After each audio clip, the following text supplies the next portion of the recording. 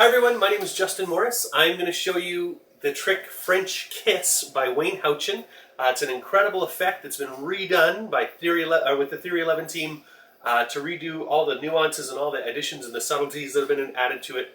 I'm going to reveal to you how it's done and show you some of the things that Wayne has added to French Kiss in his newest edition. So if you don't have it, I definitely recommend picking it up. It's fantastic. And it uses a gimmick, and it's this here. It's a very thin fishing line. So I don't think the camera can see it. I've kind of been playing with it, so I don't think the camera's going to quite pick that up. So what I've got here is a loop, a blue loop of thread that will work. So the fishing line is about the same length. So they're almost identical length.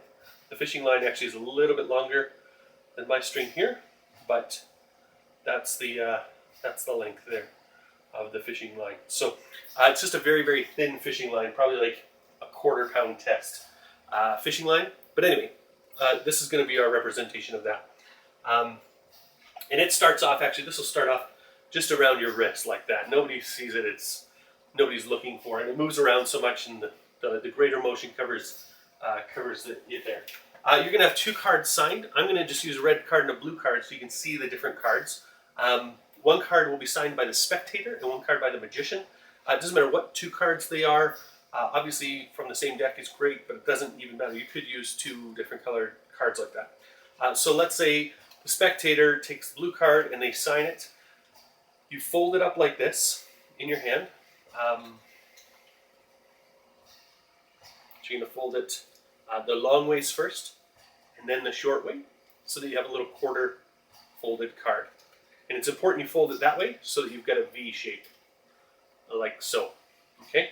And then what you're going to do is this loop is going to come dangle into your hand like that, and you're going to take their card and hook it onto the string like this. And what's going to happen is you're going to take the spectator and give it to them to bite down on like that. All right?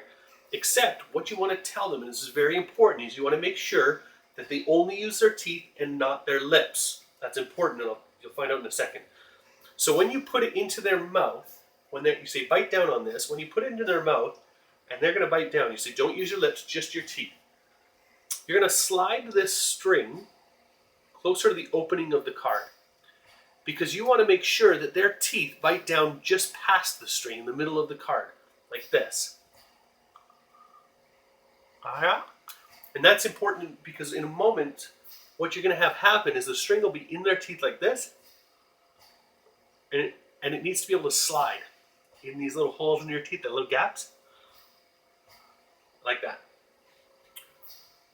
So you get them to bite down just past the string, and remember you're having them bite down on the open end because you want to pull it off the string later.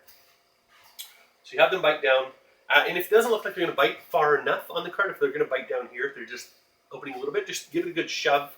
Make sure you get it really far in there. So that's, we're going to use this pole as the spectator, so that's going to be one spectator biting down on that card. Great. And your wrist is still around this on the other side of the loop. Now make sure you don't pull that by accident, because then the trick is really dumb. So then you're going to have yourself sign a card. I'm going to use the red card for the magician card, so you'll be able to see the transposition as it happens. This is very cool. Oops, folding the wrong way here. Fold it in half the long ways first again, and then the short ways, like so. Perfect. So you can see that. Again, you loop it around the card, and you're going to have them close their eyes. So you're going to bite down. And again, you want to bite down the same way. So you keep your teeth on it like this, and then what's going to happen is you're going to take a couple of steps back, and you're going to ask the spectator if they would just close their eyes and concentrate on these two cards. So they don't see the string between you two. It just looks like you're biting cards like this. Easy as that.